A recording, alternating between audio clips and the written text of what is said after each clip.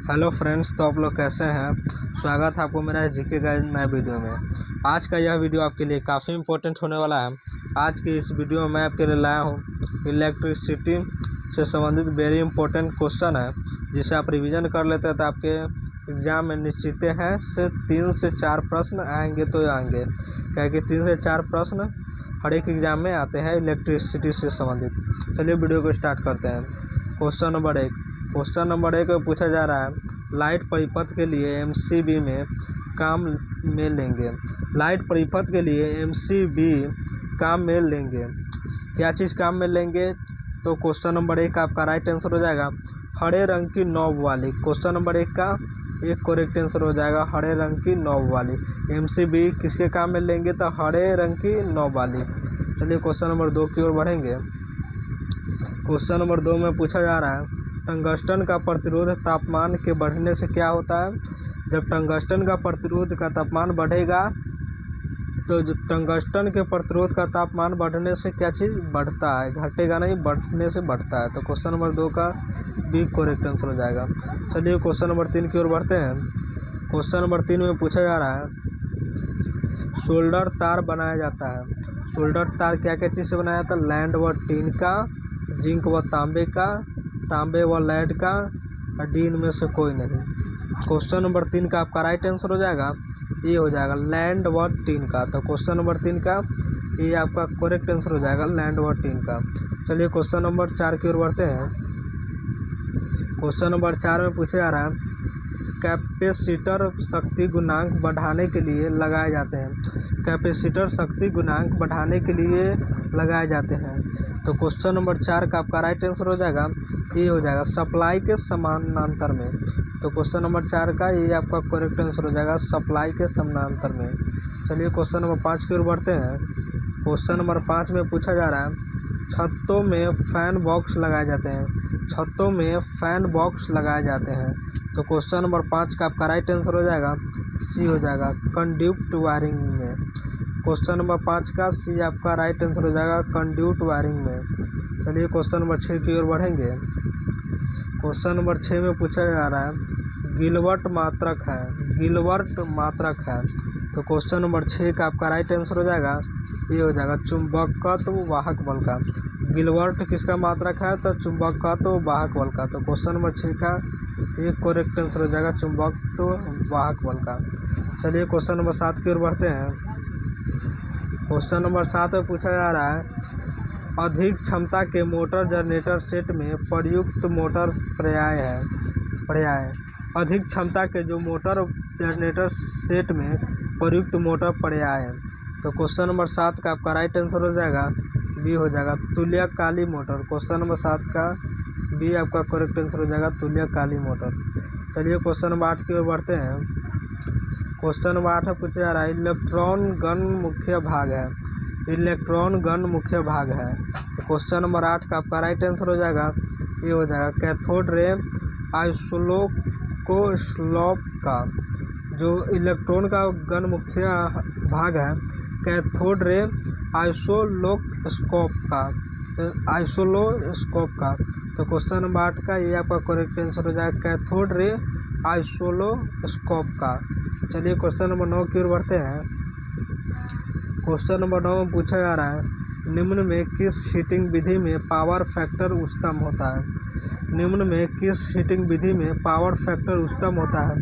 जो भी छात्र क्लास में जुड़ चुके हैं तो कृपया इस चैनल को लाइक एंड नए सब्सक्राइबर हैं तो उसको सब्सक्राइब कर दीजिएगा। आप जो भी हम पढ़ा रहे हैं उसका कमेंट में आंसर दीजिएगा, एक का क्या होगा, दो का क्या होगा, इस प्रकार दीजिएगा तो आपको जल्दी याद हो जाएंगे। चलिए क्वेश्चन नंबर नौ का आपका राइट आंसर हो जाएगा क्वेश्चन नंबर नौ का ये आपका करेक्ट आंसर हो जाएगा प्रतिरोध हीटिंग। तो क्वेश्चन नंबर नौ का ये आपका करेक्ट आंसर हो जाएगा प्रतिरोध हीटिंग। चलिए क्वेश्चन नंबर 10 की ओर बढ़ते हैं। क्वेश्चन नंबर 10 से पूछा जा रहा है, रेफ्रिजरेटरों में लगने वाली रिले होती है।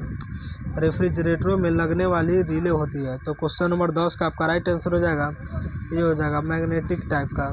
क्वेश्चन नंबर 10 का ये आपका करेक्ट आंसर हो जाएगा मैग्नेटिक टाइप। चलिए क्वेश्चन नंबर 11 की ओर बढ़ते हैं। क्वेश्चन नंबर 11 में पूछा जा रहा है सेकेंडरी विद्युत यंत्र होते हैं, सेकेंडरी विद्युत यंत्र होते हैं। तो क्वेश्चन नंबर 11 का आपका राइट आंसर हो जाएगा डी हो जाएगा। इसमें जो होता है डिफ्लेक्टिंग टॉर्क वाले भी होता है, कंट्रोलिंग टॉर्क वाले भी होता है और डैम्पिंग टॉर्क वाले होता है। तो इसलिए क्वेश्चन नंबर 11 का डी उपयुक्त सभी सही हो जाएगा। क्वेश्चन नंबर 11 का डी करेक्ट आंसर हो जाएगा। चलिए क्वेश्चन नंबर 12 की ओर बढ़ते हैं। क्वेश्चन नंबर 12 में पूछे जा रहा है सिलिका जेल में रखा जाता है, सिलिका जेल में रखा जाता है। तो क्वेश्चन नंबर 12 का आपका राइट आंसर हो जाएगा बी हो जाएगा, ब्रीदर में। क्वेश्चन नंबर 12 का बी आपका करेक्ट आंसर हो जाएगा, ब्रीदर में। चलिए क्वेश्चन नंबर 13 की ओर बढ़ते हैं। क्वेश्चन नंबर 13 में पूछा जा रहा है ट्रांसफार्मर में प्राथमिक एवं द्वितीयक कुंडलियों का युग्मन होता है, ट्रांसफार्मर में प्राथमिक एवं द्वितीयक कुंडलियों का युग्मन होता है। तो क्वेश्चन नंबर 13 का आपका राइट आंसर हो जाएगा सी हो जाएगा, चुंबकीय। क्वेश्चन नंबर 13 का सी करेक्ट आंसर हो जाएगा, चुंबकीय। चलिए क्वेश्चन नंबर 14 की ओर बढ़ते हैं। क्वेश्चन नंबर 14 में पूछा जा रहा है निम्न में से रोटर का बला घूर्णन उच्चतम होगा, निम्न में से रोटर का बला घूर्णन उच्चतम होगा।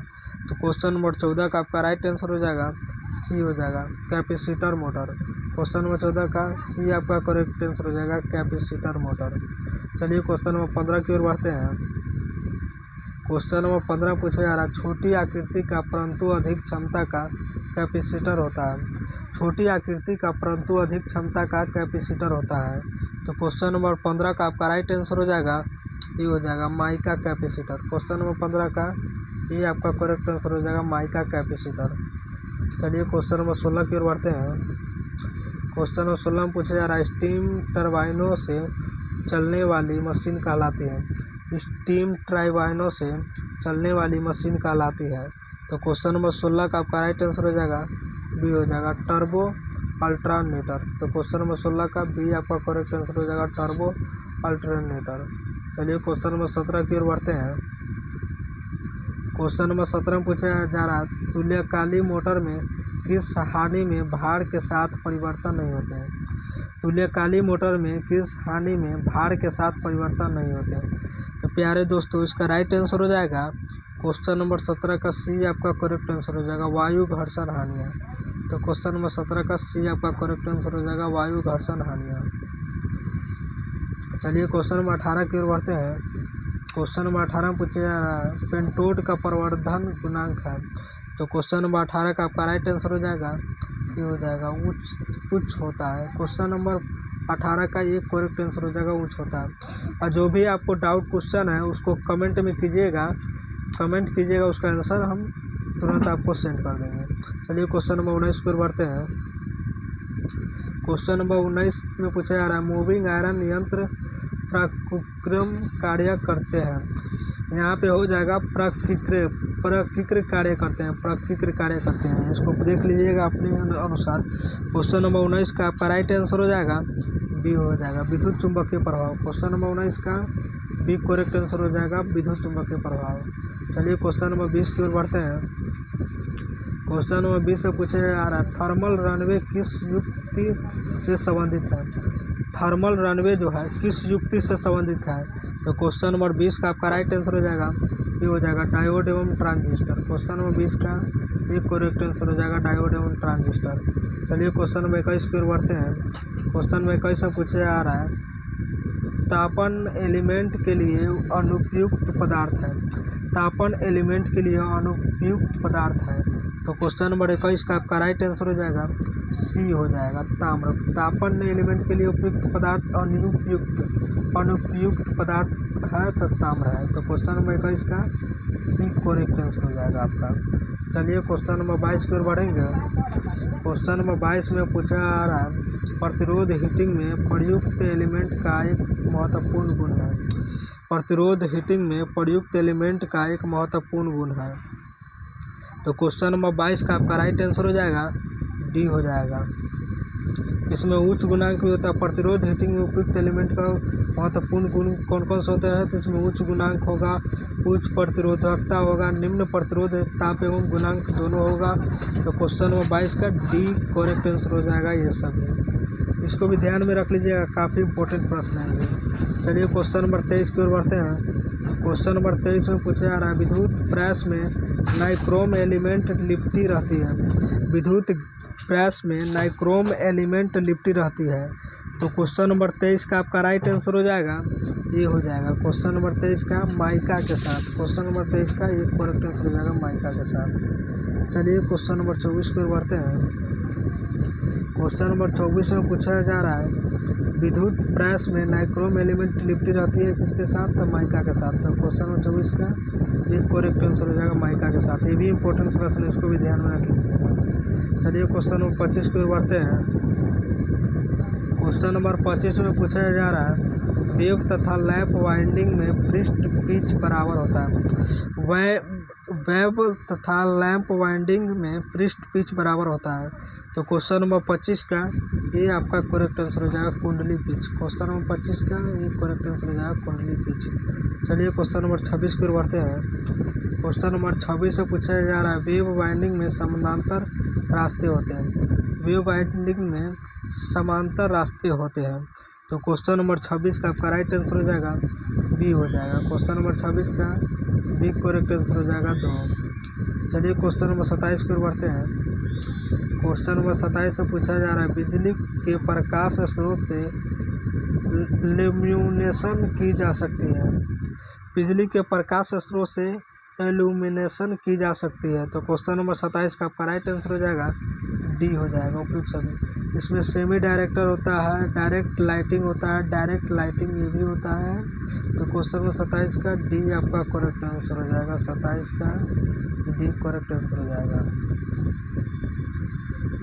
27 का डी आपका करेक्ट आंसर हो जाएगा। चलिए क्वेश्चन नंबर 28 की ओर बढ़ते हैं। क्वेश्चन 28 से पूछा जा रहा है कुंडली का वह अंश जो स्टेटर कोड से बाहर आता है कहलाता है। क्वेश्चन नंबर 28 का आपका राइट आंसर हो जाएगा बी हो जाएगा। क्वेश्चन नंबर 28 का बी आपका करेक्ट आंसर हो जाएगा निष्क्रिय पार्ट्स ऑफ। क्वेश्चन नंबर 28 का बी आपका करेक्ट आंसर हो जाएगा। चलिए क्वेश्चन नंबर 29 की ओर बढ़ते हैं। क्वेश्चन नंबर 29 से पूछा जा रहा है उपकेंद्रीय स्विच खुला होने का अर्थ है।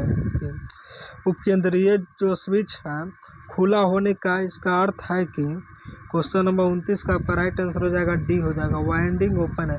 उपकेंद्रीय स्विच खुला होने का अर्थ है उसका वाइंडिंग ओपन है, खुला हुआ है पहले से। 29 का डी आपका करेक्ट आंसर हो जाएगा। चलिए क्वेश्चन नंबर 30 की ओर बढ़ते हैं। क्वेश्चन नंबर 30 से पूछा जा रहा है सिंगल फेज व 3 फेज पावर फैक्टर मीटर किस टाइप के होते हैं। सिंगल फेज व 3 फेज पावर फैक्टर मीटर किस टाइप के होते हैं। तो क्वेश्चन नंबर 30 का आपका एक करेक्ट आंसर हो जाएगा इलेक्ट्रोडायनामिक। तो क्वेश्चन नंबर 30 का एक करेक्ट आंसर हो जाएगा इलेक्ट्रोडायनामिक।